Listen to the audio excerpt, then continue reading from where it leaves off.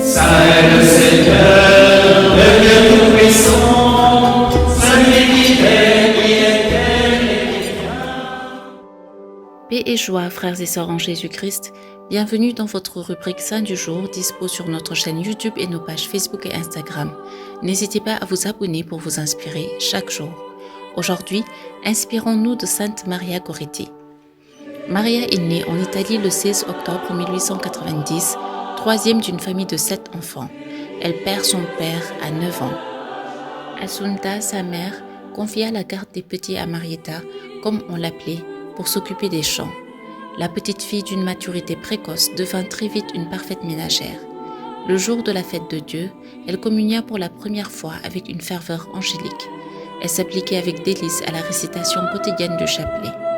Maria Goretti ne put apprendre à lire car la pauvreté et l'éloignement du village l'empêchèrent de fréquenter l'école.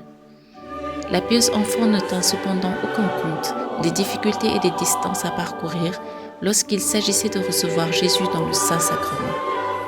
Je puis à peine attendre le moment où demain j'irai à la communion, dit-elle l'après-midi même où elle allait sceller de son sang sa fidélité à l'époux des Vierges. Le fils de l'un de leurs voisins, Alessandro, venait aider la famille Goretti pour des travaux agricoles trop pénibles. Maria l'accueillait, reconnaissante, trop pure pour se méfier. Ce jeune homme ne tarda pas à lui tenir des propos abjects, en lui défendant de les répéter. Sans bien comprendre le péril qui la menaçait et craignant d'être en faute, Maria avoua tout à sa mère. Avertie d'un danger qu'elle ignorait, elle promit de ne jamais céder. Alessandro Serenelli devenait de plus en plus pressant, mais prudente, l'adolescente s'esquivait le plus possible de sa présence. Furieux de cette sourde résistance, le jeune homme guettait le départ de la mère pour pouvoir réaliser ses desseins pervers. L'occasion tant attendue se présenta le matin du 6 juillet 1902. Alessandro se précipita brutalement sur Maria, alors seule et sans défense. Brandissant sous ses yeux un poinçon dont la lame acérée mesurait 24 cm, il lui fit cette menace. « Si tu ne cèdes pas, je vais te tuer. » La jeune chrétienne s'écria « Non, c'est un péché, Dieu le défend, vous iriez en enfer. » Déchaîné par la passion, n'obéissant plus qu'à son instinct, l'assassin se jette sur sa proie et la laboure de 14 coups de poinçon.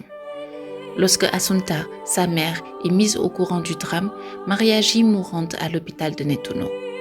Le prêtre au chevet de la martyre lui rappelle la mort de Jésus en croix, le coup de lance et la conversion du Pont-Larron.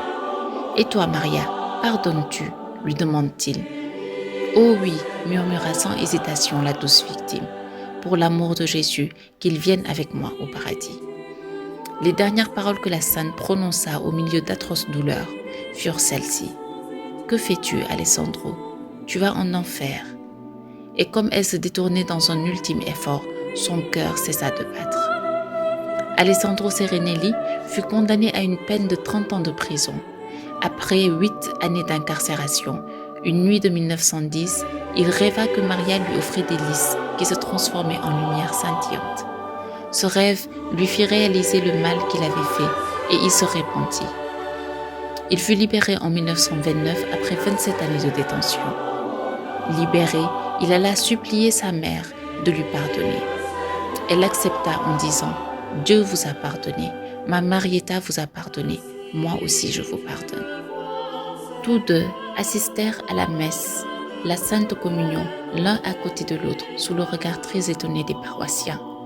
C'est ensemble également qu'ils assistèrent le 27 avril 1947 aux cérémonies de la béatification et à celle de la canonisation de Marietta le 24 juin 1950 par le vénérable pape Pie XII.